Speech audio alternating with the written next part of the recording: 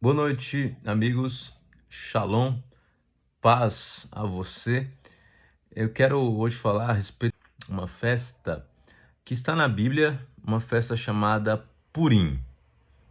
A palavra pur quer dizer sorte, e a gente já vai entender o porquê desse significado, mas os judeus eles continuam comemorando essa festa até os dias de hoje. O calendário deles é diferente. Essa festa ela vai ser justamente no dia 14 do mês Adar, que nesse ano será dia 23 e 24, é justamente o dia que estou gravando esse vídeo aqui. Então vamos conhecer um pouco, explorar um pouco aí essa festa, os costumes dos judeus nesse dia, nessa festa, uma das festas mais alegres, que é a festa do Purim. Primeiramente, eu quero falar da origem da festa. Então a gente tem que voltar aí para o livro de Esther, né, o Megilá de Esther. Inclusive, durante essa festa, esse livro ele é lido, e daqui a pouco eu falo mais sobre os costumes judaicos nesse contexto de Purim. Mas esse livro, a gente tem que entendê-lo como estando dentro do gênero comédia. Então, a priori, assim, a princípio você pode pensar, mas nossa, livro de Esther é comédia? O livro tem esse objetivo, sim. Claro que a comédia bíblica, o humor bíblico, ele é diferente do nosso humor. O humor ao longo da história, ele muda. Inclusive, estou lendo, ainda não terminei, um livro sobre humor no Antigo Testamento, e o humor ele vai mudar mesmo em relação a um povo, em relação à história. Então, o humor bíblico ele é diferente, com certeza, do nosso humor aqui do Brasil, mas é diferente também do humor hoje do israelense, certo? Então, o humor ele vai mudar ali ao longo da história. Então, na Bíblia, o humor tem algumas características, mas uma das principais é o exagero. Então a gente vai ver aqui no livro de Esther esse exagero, tudo aqui tá caricaturizado, né? Então você vai ver um rei que domina uma região extensa, que tem um poder enorme, o rei da Pérsia. Ali os judeus estão dentro desse contexto agora. Pérsia, a Pérsia ela assume o poder que antes era da Babilônia, mas os judeus continuam ali sob esse jugo. Então, ao mesmo tempo que ele tem todo esse poderio, a esposa Vasti não obedece a ordem. Ele pede para ela se apresentar e ela não vem, e até a gente pode entender no contexto de exibição ali. E ele agora manda essas cartas, né?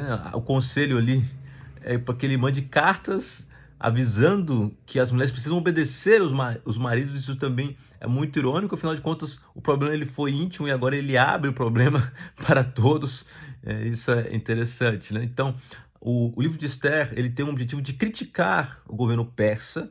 Nada funciona no governo persa, a única coisa que funciona são os correios. E claro, o próprio Amã, aqui é a figura perseguidora, né, um opositor do povo judeu, né, o Amã, o Agagita, ele caricaturizado, ele é um vilão a lá macaco louco das meninas superpoderosas. Tudo que ele faz não dá certo, né? A parte mais irônica do texto, ou uma das mais irônicas, é justamente quando ele acha que ele vai receber honrarias do rei, e ele até fala o que o rei deve fazer, mas quem recebe justamente Mardoqueu ou Mordecai, né, aquele que é o seu inimigo. Então, claro que o livro tem muitas partes importantes, muitas nuances importantes, e esse livro ele mostra, sobretudo, Deus agindo nos bastidores. Isso também é interessante. É um dos livros onde o nome de Deus não aparece nenhuma vez, mas a gente pode perceber a guia dele constantemente aqui. Mas eu quero ler apenas o finalzinho aqui do livro de Esther.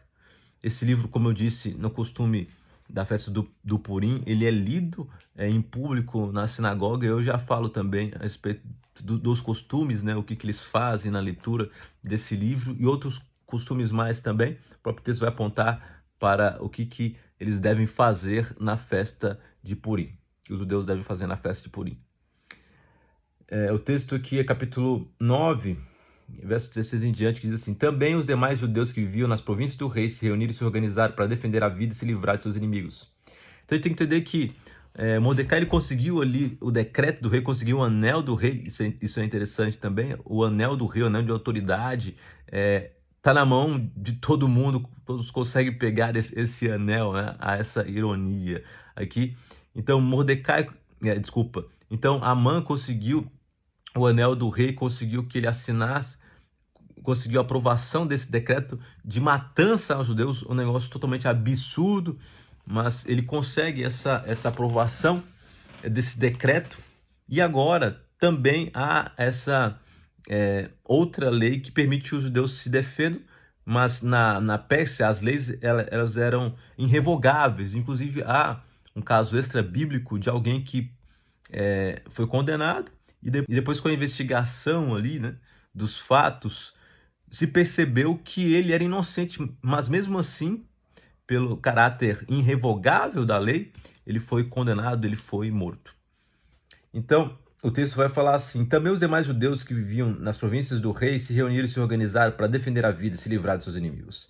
Mataram 75.000 dos que os odiavam. Porém, no despojo não tocaram. Isso aconteceu no dia 13 do mês de Adar. Então, o Purim justamente comemorado no dia 14. No dia 14, descansaram e fizeram dele um dia de festa e de alegria. Então, Purim vem justamente desse contexto aqui. Mas os judeus de Suzã se reuniram nos dias 13 e 14 do mesmo mês. Descansaram no dia 15 e fizeram dele um dia de festa e de alegria. Então, o Purim, na verdade, é comemorado nesses 2 dias, né? Do dia 23 ao 24, 14 ao 15 de Adar. Por isso, os judeus das vilas que moram nas aldeias do campo fazem do dia 14 do mês de Adar um dia de alegria, de banquete, de festa e um dia em que mandam presentes uns aos outros. Então, o Purim, para os judeus, também tem esse costume. Eles têm a tradição de mandarem presentes, mandarem comidas, alimentos para os seus familiares, para os seus amigos também. Mordecai escreveu essas coisas e enviou cartas a todos os judeus que moravam em todas as províncias do rei. A ideia das cartas que começa o livro de Esther e perpassa todo ele, né?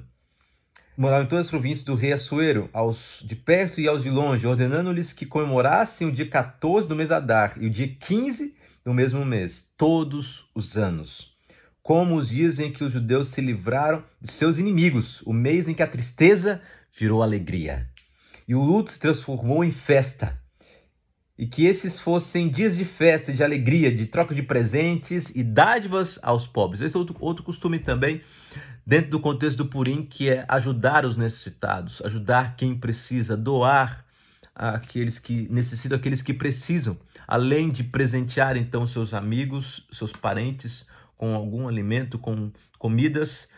Eles fazem também banquetes nesse dia. E tem um outro costume que daqui a pouco eu falo.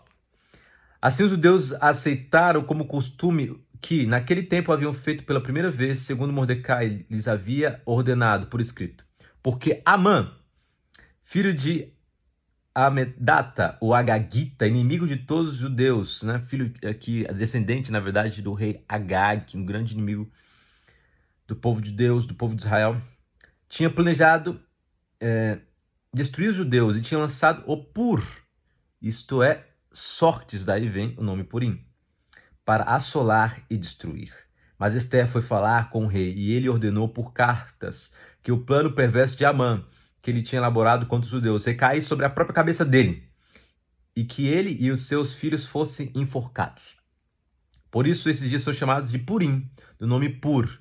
Daí, por causa de todas as palavras daquela carta e do que testemunharam e do que lhes havia acontecido, os judeus decidiram que eles mesmos, os seus descendentes e todos que viessem a se juntar a eles não deixariam de comemorar esses 2 dias, segundo o que se havia escrito a respeito deles, no tempo marcado todos os anos, e que esses dias seriam lembrados e comemorados geração após geração por todas as famílias, em todas as províncias, em todas as cidades, que esses dias de Purim jamais iriam desaparecer entre os judeus e que a memória deles jamais se extinguiria entre os seus descendentes. Então a rainha Esther, filha de Abiail, e o judeu Mordecai escreveram com toda a autoridade uma segunda carta para confirmar a carta de Purim. Mandaram cartas a todos os judeus, a 127 províncias do reino de Assuero, com palavras amigáveis e sinceras, para confirmar esses dias de Purim, Nos seus tempos determinados, como o judeu Mordecai, a rainha Esther tinha estabelecido sobre si e sobre a sua descendência a respeito do jejum e de seu lamento. O decreto de Esther estabeleceu estas particularidades de Purim e se escreveu no livro. E o finalzinho do capítulo 10 aqui. Depois disso, o rei Assuero impôs tributo sobre a terra e sobre as terras do mar. Quanto aos demais atos de seu poder e de seu valor, e ao relatório completo da grandeza de Mordecai, a quem ele exaltou, o rei exaltou, não está tudo escrito no livro da história dos reis da Média e da Pérsia? A gente não tem acesso a esse livro. Pois o judeu Mordecai foi o segundo depois do rei Assuero, e grande para com os judeus, estimado pela multidão de seus irmãos, tendo procurado o bem-estar, trabalhado pela shalom de sua nação. Sabe, esse dia com certeza é um dia de alegria, como eu disse, ele é uma das festas mais alegres do povo judeu. Eles também, como eu já disse, têm o costume de ler o livro em público, mas toda vez que a palavra desse inimigo, desse que queria destruir o povo judeu, desse que fez um decreto para a destruição, para a matança dos judeus, quando esse nome é lido, eles balançam então uma matraca para que esse barulho sobressaia ao nome dele, né? Vou colocar aí na edição esse instrumento, a matraca.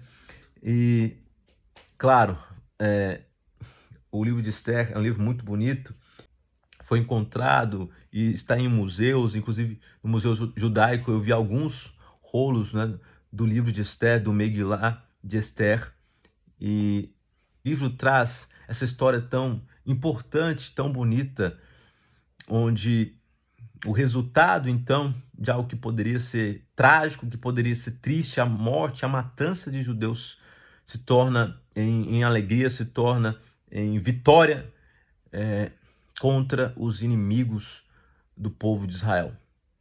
E outro costume também, os judeus comem um doce chamado Osnei Haman, que literalmente significa as orelhas de Amã, né? Claro que uma comédia, uma tragicomédia, e fazendo referência ao que aconteceu com Amã, que queria matar o povo de Deus, mas que caiu na sua própria armadilha. Um outro e último costume muito importante e muito característico, que alguns até confundem aí, acham que o Purim é um carnaval judaico, porque eles têm o costume agora de usar, sim, fantasias e usar costumes, certo? E até fazendo referência ao mundo geek, né? E o Superman, ao Batman, ao mundo aí dos quadrinhos, até porque muitos desses personagens, né? Batman, Mulher Maravilha, foram criados no contexto da Segunda Guerra Mundial, né? Foram criados por judeus, americanos inclusive, né? Mas a ideia da fantasia, né? A ideia de se fantasiar na festa do Purim, ela é muito interessante. É a ideia aqui de representação de que Deus, aqui no livro de Esther, ele está usando máscaras. Deus está escondido no livro de Esther. Não aparece uma referência clara a ele, não só a Deus, mas não aparece uma referência clara à oração, certo? Quando Esther fica sabendo, ela jejum, sim, e a gente pode imaginar aqui jejum associado com oração, mas não há uma referência clara, não há uma referência clara ao templo, diferente do livro de Daniel, por exemplo, que ele ora virado para o templo, mas aqui não há essa referência. E a própria Esther, a protagonista, vamos colocar assim, ela fica por um momento escondida também, assim como Deus está escondido, né? Esther também está escondida, o seu judaísmo está escondido, né? É um judaísmo, é um criptojudaísmo, né? Ele não aparece, né? E aqui eu poderia falar muitas coisas, né? Em alguns momentos os judeus, eles tiveram sim que se esconder, tiveram sim que se camuflar, tiveram sim que evitar mostrar que eram judeus, a fim de que não fossem mortos dentro do contexto aqui do Brasil, colônia, e muitos inclusive fugiram para Recife, fugiram de Recife para uma cidade, né, fundaram uma cidade pouco conhecida, né, Newark. Então, vivemos tempos sombrios, né, vivemos tempos de muito antissemitismo, e novamente eu toco nesse ponto. Claro, com isso eu não quero dizer, eu não quero aqui afirmar em nenhum momento, nenhuma hipótese, que o Israel moderno é o mesmo Israel bíblico, que as ações de Israel não, não são passíveis de críticas, não é isso em nenhum momento. Primeiramente, quero trazer aqui o contexto judaico mesmo, que é uma coisa que me interessa, e também fazer uma relação com o texto bíblico. Mas o livro de Esther, com certeza, é um livro que mais toca fortemente nesse aspecto, né? Aqui vemos um antissemitismo muito forte, aqui vemos uma perseguição clara, e um livro que basicamente ele aborda sobre isso, né? É tanto que para muitos, já no contexto cristão, né, no contexto já separado aí, historicamente do judaísmo, né, onde as festas não eram mais comemoradas, onde muita coisa era bem diferente, muitos achavam até estranho esse livro estar aqui no cânon bíblico. Por exemplo, o nome mais forte disso, Lutero. Lutero, ele não gostava do livro de Esther, ele dizia que era um livro muito judaico, né? É claro que a gente está falando em um contexto, sim, de muito antissemitismo. Infelizmente, Lutero, ele escreveu coisas antissemitas, de entrar em sinagoga, e esse é um outro assunto, mas isso é com grande pesar, a gente fala isso, né? Ele, infelizmente, teve essas ideias, mas, claro, por causa do contexto também ali que ele estava inserido, né? O contexto da Alemanha, que logo depois vai caminhar aí para tudo que aconteceu, que a gente já conhece, né? Nas mãos aí dos nazistas. Mas o ponto aqui interessante do texto é que esse texto era para memória, era para lembrar. E no texto bíblico, o lembrar ele é muito importante. A identidade ela é importante. Lembrar de onde viemos, lembrar de quem somos, as nossas origens, as nossas raízes. E nesse momento que a gente possa não se esquecer daquilo que é mais importante, não se esquecer de ajudar quem precisa, de ajudar os necessitados, de doar. E às vezes a gente retém tanta coisa para nós, né? E não compartilhamos, e não doamos, e não celebramos também aquilo que é tão precioso, que é a vida, que é a existência, e o fato de vivemos em um país também, que o nosso Brasil, por mais que tenha grandes dificuldades, mas um país que busca a liberdade religiosa, a liberdade de pensamento, e temos que defender isso. O livro de Esther também aponta para esse aspecto, né? O de liberdade. E pensando aqui num texto que eu até vou tentar colocar aqui para vocês lerem, que eu vi lá no Museu Judaico em São Paulo. Purim tem a ver com liberdade. Liberdade de vida primeiro, de existência, mas liberdade também de pensamento. E o texto vai terminar com essa palavra tão bonita, né? Com a Shalom. Agora o povo está em Shalom, agora tem esse líder Mardoqueu que trabalha pela Shalom, pelo bem-estar, pela prosperidade, pela paz, pela felicidade. E a gente poderia falar várias palavras e não esgotaria todo o sentido da palavra Shalom. Portanto, Shalom.